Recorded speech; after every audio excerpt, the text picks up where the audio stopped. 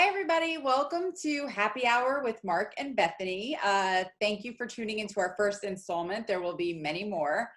We're already laughing. On this show, we're just going to have fun. We're going to go over a little bit of credit card stuff every week, talk about the weekly news in travel, credit cards, miles, and points, and then shoot the for a little while. And wait. Shoot the breeze. Shoot the breeze. Perfect. We can't start off with an S-bomb. Right, exactly. That's why I'm like, okay, wait. And then we can totally start with it. I wonder if Gob's over 18. That was their fault. That was all their fault. I don't think captions couldn't count, right? Like Brian Jung always says, don't watch with CC because they think my name is Brian Junk. And I'm like, that's really funny. That is good. Anyway, so we're just going to hang out, have fun like Mark and I do, and we will try not to offend anybody or be too inappropriate, but it's bound to happen. We totally will. We totally will. So have a good sense of humor and enjoy. So what are you drinking on our happy hour? Oh, super basic. Super basic. Yeah, basic. Ian Snyder, Mango White Claw. There's no law with the claw. I know it's like the most basic thing, but I'm out of everything else. I know. I'm drinking like a local brew, like Shorts. I mean, it's not my favorite, but we're kind of like to the point where I'm almost into the beer that I have for house guests that like either they leave behind or I save to give to them. And I'm like, I don't want to get into that. So what kind of beer is that? Yeah, I'm at the like tail end. Like the Miller Lights or the Bud Lights and stuff people bring over and just like leave behind. And I'm like, okay. Mm-hmm. So I'm going to have to suit up and go out there and get some craft beer at some point. Do they allow delivery of alcohol in Michigan? I haven't found any sites that like offer it. So like I did, what's the Drizzle is the big one? Mm-hmm. Is that what it's called? Yeah. So I checked that and I checked some other sites. There was nothing. So I don't know if it's just not allowed or just like the area isn't populated enough to do it. But really, I'll just have to go. Like I'll drive around until I find a liquor store with no cars in front, and then I'll just run in there. Yeah. So I don't have to deal with people. My liquor store was closed though. Oh really? Yeah, which is shocking to me because I don't know why anybody would close right now. I would think that was that's like an essential. That's essential right there. And so that you can order drinks from restaurants now. I mean, I haven't done it. That's what I was doing. I was picking up a pizza and there was like a sign like 6-packs, and they had like 6-packs of Heineken and like all that stuff like Coors Light and stuff. And it was like $6-7 for a 6-pack, and I was like, well, that's what I pay at like CVS. So why am I not? So I'm like, hey, just throw in a 6-pack when I'm getting this pizza, even though I don't need it. I'm gonna take it. Are you guys doing a lot of restaurants and stuff, or are you cooking mostly? Cooking mostly, but I haven't been eating that much because the videos. Did you end up eating your Cheetos the other day? I did. So I got hot Cheetos from Trader Joe's, and they're not good. Oh. But the knockoff Doritos. You don't like hot Cheetos? You don't like that? Excellent. Oh, so they're because they're not Cheetos. They're Trader Joe's Cheetos. Yeah. So anytime I say like a brand name, if it sounds like a real brand name to you, it never is. It's just like what I've conditioned myself to think of as. Because I love those hot the fries, like the Chester fries. Yes. That are flaming hot. Those are amazing. I could eat like 10 bags of those. But the knockoff Doritos were excellent and slightly healthier than the regular ones. Okay, so we have something fun to talk about. I don't know what her name is, and I probably should have looked it up. But can we please talk about the mayor of Las Vegas and her interview with Anderson Cooper? Okay, so when I first saw this, I was like, oh my gosh, that looks like that crazy old aunt everybody has that's always drunk at every party. And like almost like a sketch of a person, like just like her makeup and everything. And like the way she was talking, I'm like, this isn't real. This is like fake reality TV. Like reality TV is more real than what is happening right now. It was so bizarre. So bizarre. And then there were like a few things where I was like, did she just say that? So he was like, well, now you're, like speaking like a politician. And she was like, I'm not a politician. Well, I am a politician. I was like, this lady. And then she's like, we've been dealing with illnesses forever, or viruses or whatever. And it's like. And then like, what was her point? Like, she was talking about Typhoid Mary and saying that like we've lived with viruses since like the beginning of time, and Typhoid Mary infected and killed 58 people. But now, like, what does that have to do with casinos, right? Because Typhoid Mary, which is actually a really interesting story, was banned from cooking. She broke the rule, got a whole bunch more people sick, and she ended up doing it like 3 or 4 times. And so they actually exiled her to her own island in New York. It's like a real place. So that's how you get your own island. That's how you get your own island. So like what I'm wondering is, how is Typhoid Mary a good example for her to be bringing up? Like a woman who was exiled for her entire life, died on a private island because she wasn't allowed to be around people. A good example for like why we should be opening Vegas. Yeah. I don't, it's so bizarre. And it's like, it's not important. Vegas casinos. I love Vegas. I love the casinos, but it's not a necessity right now. Like, I know it's people's jobs and livelihoods, but why are you rushing into this and then saying, well, we've dealt with, disease and death before, but okay, we dealt with it in wartime, or, where people just passed it because there wasn't good medical stuff or science back then. Like, we were like, well, that's a reason to go roll some dice. Yeah. Like, and the weirdest justification ever. Like, her best point was, but the competition. So her best point was, if anybody or if any of these establishments are not taking proper care, people will get sick and the competition will beat them and it'll like naturally weed them out. Yeah. And Anderson Cooper was like, survival, the Darwin effect, Vegas style. Like, yeah. Hey, if that casino kills your father, you just don't go there anymore, okay? You take your money down the street. Like, you don't give them any of your slot play. Freaking crazy. Like, the fact that these words were coming out of this woman's mouth were just like, at first I was like, she sounds like one of those old people who's like, oh, you just have to get used to the pesticides. You have to like build up a tolerance to them, and you're like, okay, grandma. Yeah. Not how it works, but whatever. And then she just really, I used to rub tussin on my cuts. Yeah, she's like, we volunteer as tribute, like just like sacrifice our people and we'll see what happens. Yeah, what are you gonna get for like casino rewards? Like, hey, you get a free mask if you come in on Wednesday. Like, here's a box of gloves if you get 100 tier credits today. Yeah. So I thought that was absolutely insane, and that also started making me think a little bit more about like, how is Vegas going to reopen? And I've read a lot about the cleaning protocols that they're talking about, and they're enough to keep me away from casinos because I, as you know, am like a weirdo chemical person, and I don't like to be around cleaning products because if I can smell it, it's killing me, and causes cancer and all that nonsense. Whatever, that's not what we're here to talk about. Unless it smells like lavender. Lavender. I don't know what I was trying to say there, but well, if it's a natural essential oil, then it's okay. But they're not. And then they're talking about like sanitizing the dice in between each roll. Yeah. In between. That's what they do. Like in Asia, I read about like some of the stuff because they've opened casinos over there, and they like in between each time a player touches the chips, the dealer has to wipe those chips down before putting them back in the tray. And it's like, if we're going to that level, why is anybody there? Like what are you doing? And they're shutting down like slot machines so that you have like 2 slot machines in between each person and stuff, or taking away chairs at tables so there's only like 2 or 3 people at a table, which okay, but it's like, who's going to go to that? That's not fun. Like, and how do you drink beer with a mask on? Like, do they have a mask that has like a straw coming out? Should be invented. That's an invention. $1 million invention. I think this is how we're going to get rich, but that might be the key.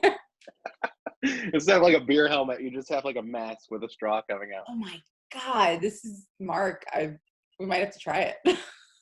For Vegas specifically. Oh my gosh, could we do like a live episode in Vegas wearing a mask with a straw poking out and seeing what people say? Very interesting. Well, okay, so yeah, I didn't even think about people, like the patrons wearing masks.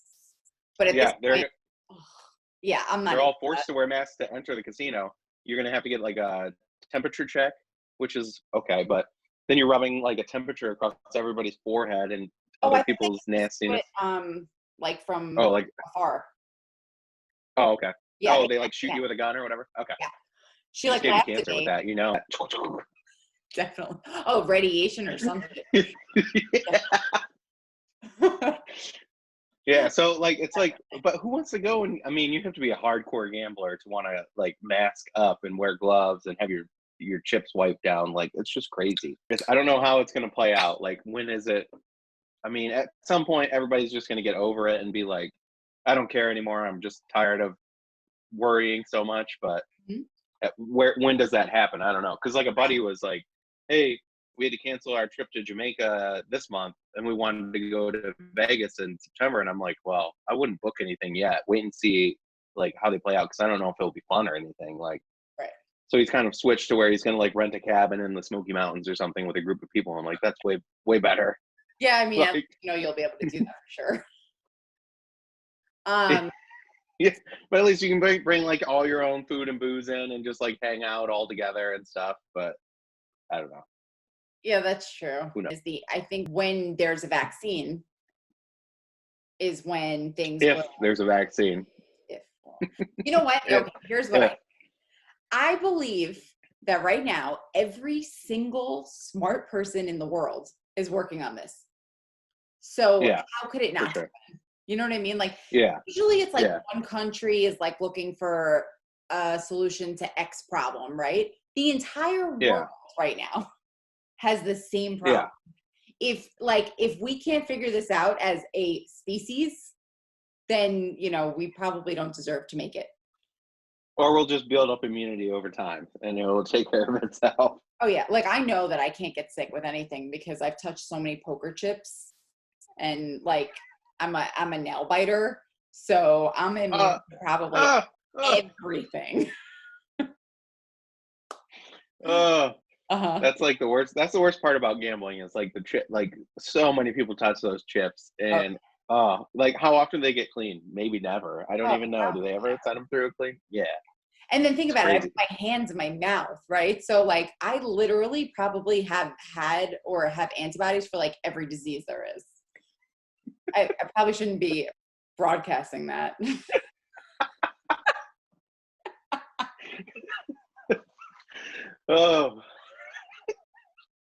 Oh, I hepatitis. Nothing can stop me. Nothing on me. I got staph, no problem. You know what the really crappy thing is like right before all this broke out, like the day before they shut down the entire state and like NBA stopped and stuff, live betting happened in Michigan that the day before. So like the very first day people could make live bets, the next day they just. I was like, really? We've been waiting for this for years, and then it just dies right then. That's So terrible. people got to make a bet on Really, a game they probably didn't even get to watch. that sucks so bad. It's not, No, I mean like sports betting. It was the first time sports betting became live. that really That you sucks. could go make sports bets at a casino. Yeah, it's like we've been waiting years for it, and they Mhm. opened it up at MGM. I think it was MGM Detroit was the first one to open it up. So open up a sports book and everything, and the next day all sports are canceled. Oh my God. Oh my God. What timing? I think Yeah, golf we'll be is back going to at be some point. first. Yeah, because they can do golf easily without having any fans and stuff. Like, really going to touch is like your caddy. Like, as long as your caddy and you are fine, you don't Yep. have to go near another player. They could remove all the pins, so Yep. nobody has to touch the pin or like wipe them down in between each person. Hmm. Um, so I think that'll be first.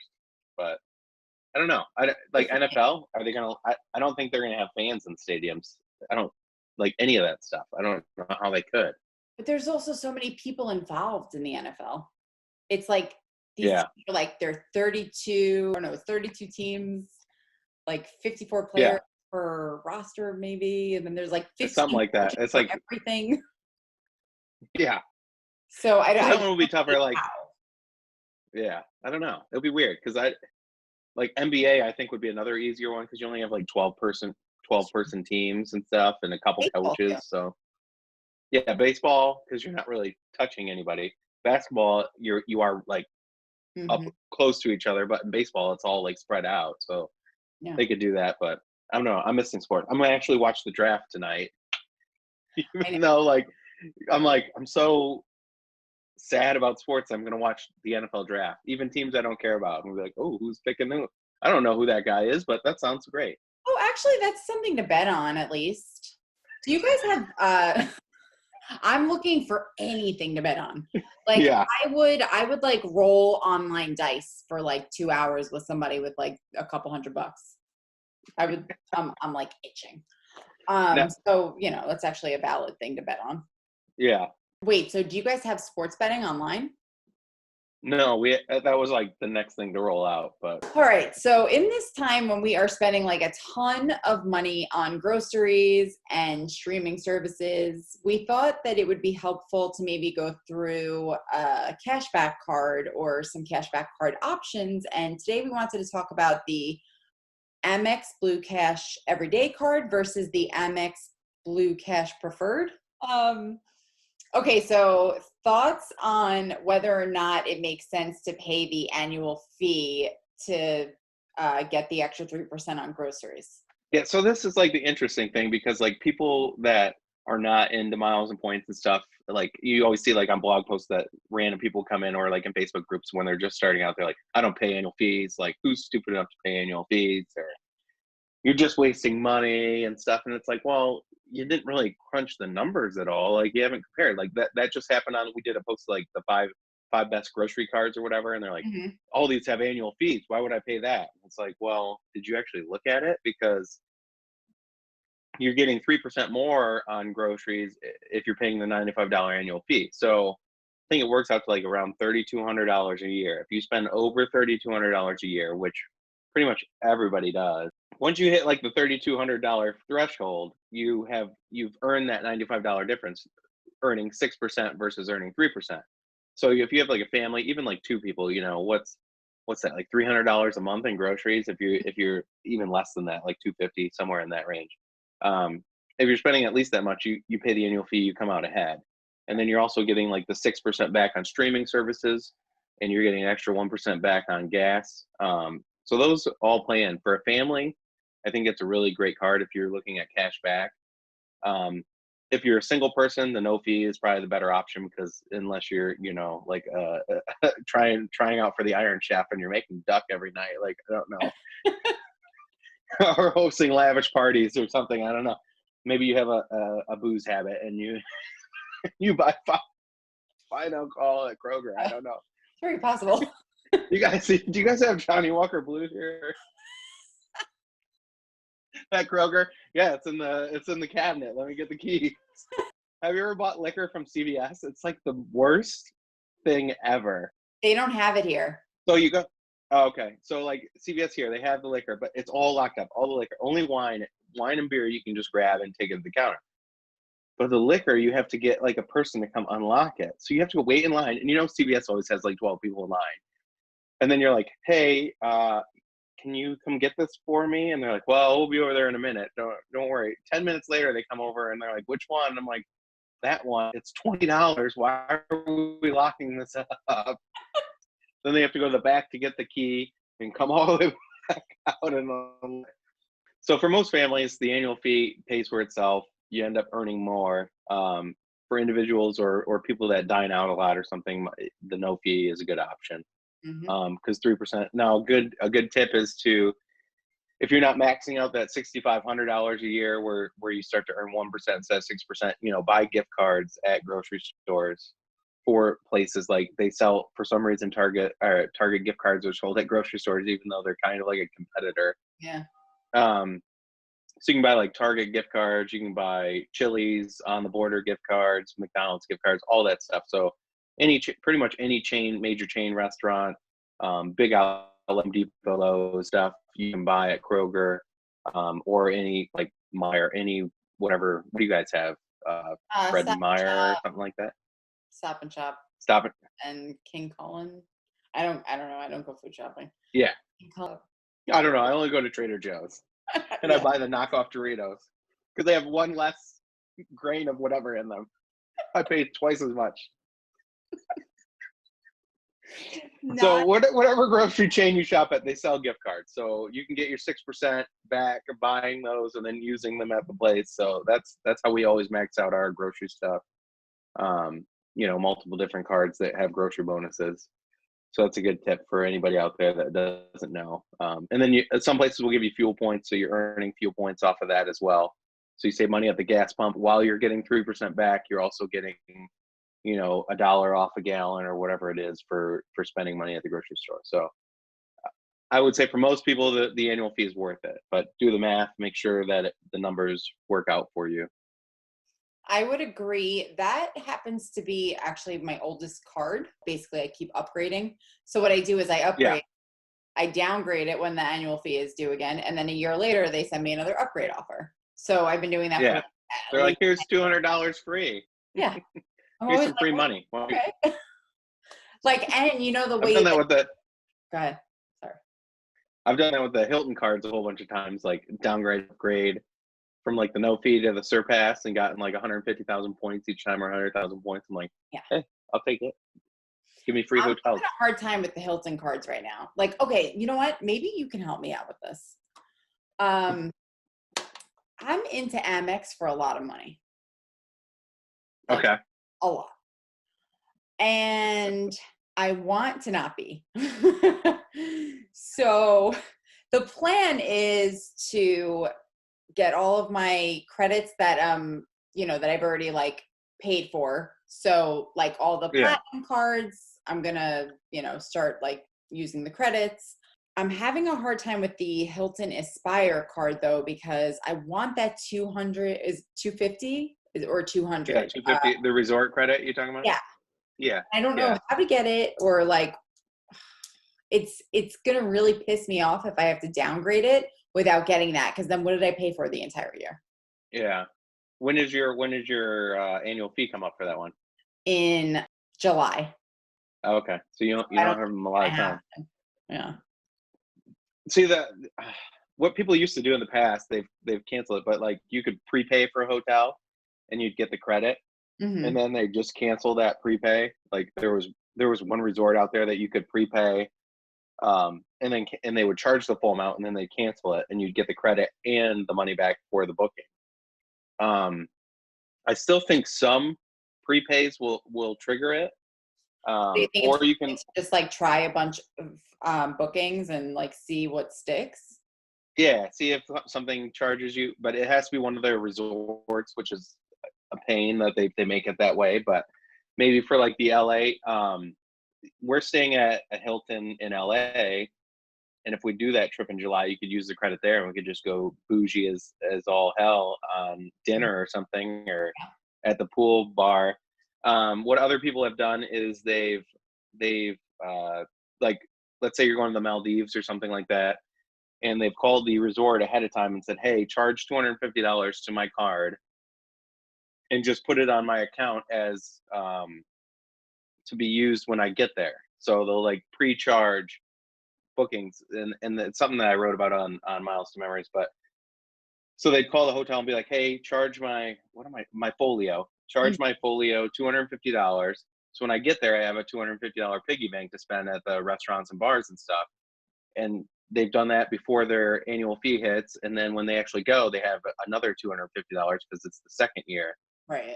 So they'll be able to spend $500 on property. So that's something people have done as well. I think I read Not all. your article, and then like, do you have to fill out a form? It's like Yeah, they sent like a form for it. So that's a lot of places, like your Holiday Inn Orlando isn't gonna Right. do that. But like if you're staying at like a higher end, like a Waldorf or something, I bet you they would do it. So that would be, let's go bougie as hell in LA, and hope that trip stays on. I mean, I have no issue spending $250 like in the mini bar even, I just want to get my money's worth. That's like 4 Fijis. Yeah, exactly. Like I already paid for it. So Yeah. I actually downgraded my Aspire, even though I love the card and think it's amazing, just because it's going to be so hard over the next year to use all the credits. So I'm hoping for like an upgrade offer. But even not, once travel's back up, I'll just upgrade to it, even if there's no offer. exactly. But I didn't want to pay $450 for something I'm not going to use over the next year. So Right. Like I have no aversion to annual fees whatsoever, yeah, However, at this point, like I'm actually not using them. In the past, I've been yeah, able to say like, all right, well, I'm getting this, I'm getting this, I'm getting this, but like I'm not yeah, using any of these card benefits. Like I don't want to yeah. spend dollar on it because I'm not getting any value, like nothing. And it's not like Amex is being like overly, well, they kind of pissed me off because they gave me no retention offers. And I've had these cards for like, Yeah. I've been paying for 3 platinum cards for like, I don't know, like. Which is insane. Doesn't make any sense. Right. Because I was trying to be a good customer to Amex. Let that be a lesson to all of you. Yeah, the banks don't care about you. No, they don't. They really don't. No. Unless you're spending like millions and millions of dollars, they really don't care. And even then, sometimes they won't give somebody that spent like $2 million on their card a retention offer. It's like, what are you doing? Like you've made so much money off the swap fees alone. Yeah, I don't know. It's crazy. So yeah, I'm over them, and I'm no longer like playing the long game. I mean, I'm still always playing the long game, right? But I think that like what my version of long game is now that I've seen that I'm not getting like the same offers as people who have only had cards for like a year is definitely changed. So now streaming services, back to the Blue Cash preferred. Mm-hmm. How much could we actually spend on streaming in a year? Like, have you heard of any have you heard of any charges that have counted as streaming that like are other than like Sling TV or, Apple Music? No, I mean, I'm sure there's some play out there, but I don't know what it is. Yeah, because streaming, most of them are like $10 a month. So even if you have them all, it's like $50 a month. So yeah, I mean, 6% on $600 a year is nice, but it's not really worth shooting. Like, I wouldn't get the card just to get the streaming things, but I don't know. Maybe that's something we need to deep dive into. What counts as streaming? I think so. So I spend a little bit more than that on streaming just because I'm one of those people who like, if Tiger Woods is on X channel, I'm signing up for that service. And then I'm just going to keep it because I'll forget to cancel it. And I end up having every channel. And like I have Fubo, I have Hulu, I have Netflix, I have Prime, I have Showtime, HBO, like I have it all, Yeah. And then I also have Amazon Music and Apple Music and blah, blah, because I forget to cancel things. And that's just how it happened. So that 6%, still, it's not even that big of a deal for me. It's like an extra $1. You're frozen. Yeah, you were frozen, not me. What? I hope it was I'm good. Frame.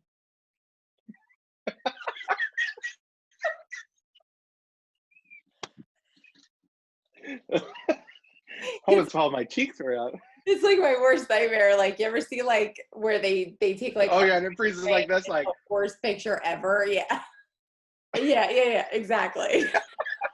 It's the best. And I'm always like, oh, I would hate if that were me. I guess we're having issues with our Wi-Fi right now.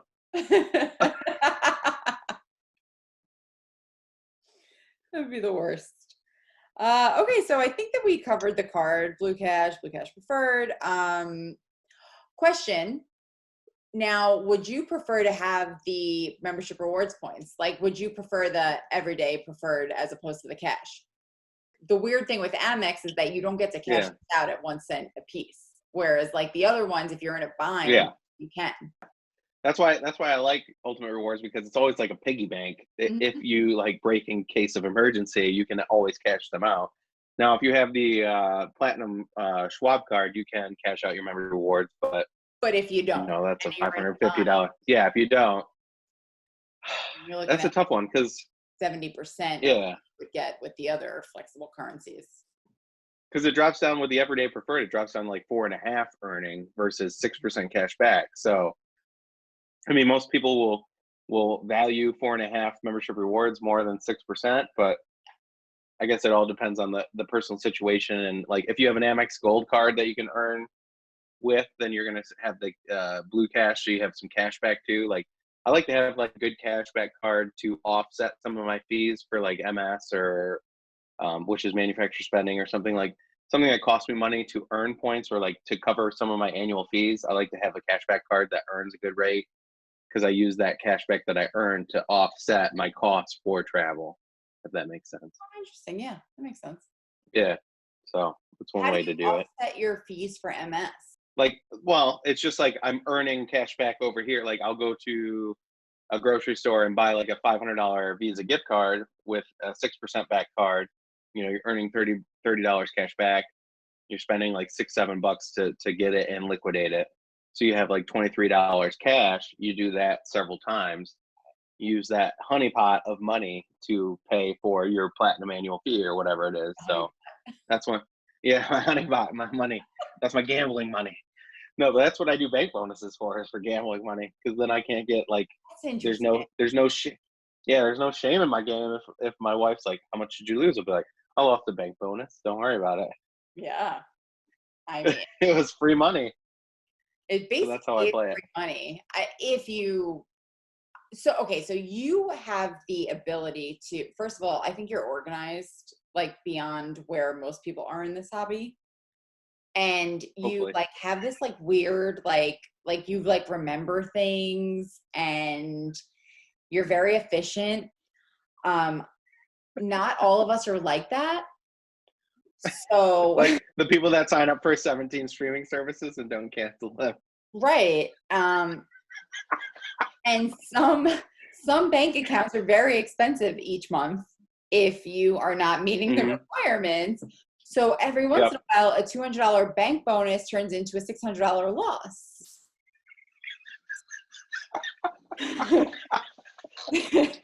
So if you can be like, Mark, you should definitely take advantage of offers like that, like you'll see on Miles to Memories all the time.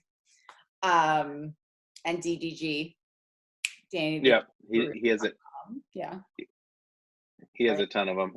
Yeah, what I do is like, I find out what it takes to keep the account free. A lot of them is like leave $1,500 in the account. It's free, or 5,000 or whatever.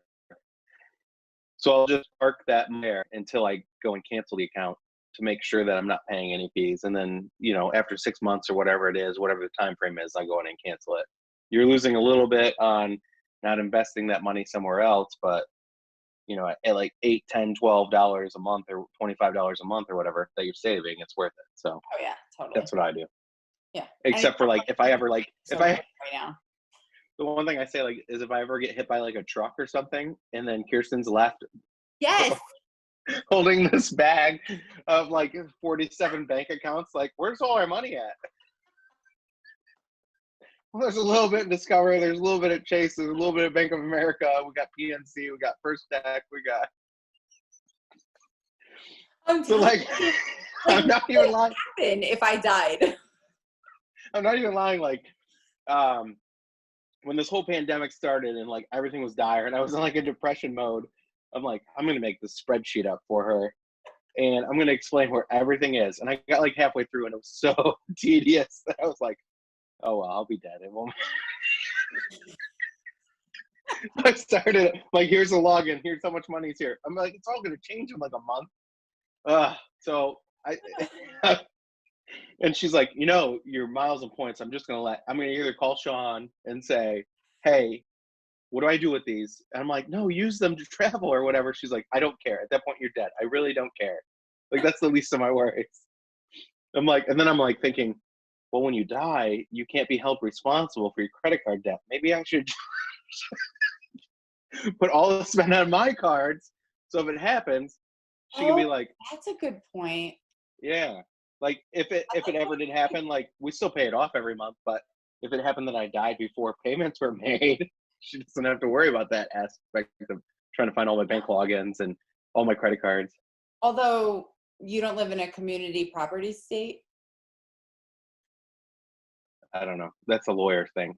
I know when my grandpa died, as long as the card, like it was just in his name, it didn't have my grandma on it. So like a lot of my cards are just in my name. Like I don't have her as an authorized user or anything. Okay. So when he died, he had like a bill with like Discover, and my dad just called them and said, hey, he passed away. And they're like, okay. And they just wiped the debt. Oh, interesting. And did your grandpa live in Michigan? Yeah. Yep. Oh, okay. So then so like New York is community property. So are like a lot of the bigger states. So that wouldn't work for a lot of us because. So you're held accountable for like your spouse? Yeah. So what you acquire during marriage Not that they would charge, like it wouldn't be your responsibility to pay off, but it would go against the community assets. So like if you owned Okay. a house together, they could go after your house. Oh wow. Yeah, but Well, they you should move to can't. Michigan. Yeah, exactly. Well, If I ever get a terminal illness, I am Texas. going balls to the walls. Yeah. Oh, you know what I was thinking? We could both do like our jackhole of the week and our mazel of the week, like Andy does on Okay. Watch What Happens. Do you have I think that one? Vegas mayor is definitely Jack Hole of the week. Although she was also kind of my mazel of the week because she was super entertaining. Oh yeah, I wanted to bring that up too. How you love like watching political stuff because it's like reality TV. How stupid they are. So I love politicians because they're so like I love them all. I love all of them. There are very few that I don't like. And it's not because I agree with their politics. It's because I think they're so entertaining and wonderful to watch that like how could you not want to see that in your living room every day for the rest of your life? I don't know. I love to be entertained. I'm one of those people who It's like watching like older Vanderpump, basically. yes, exactly.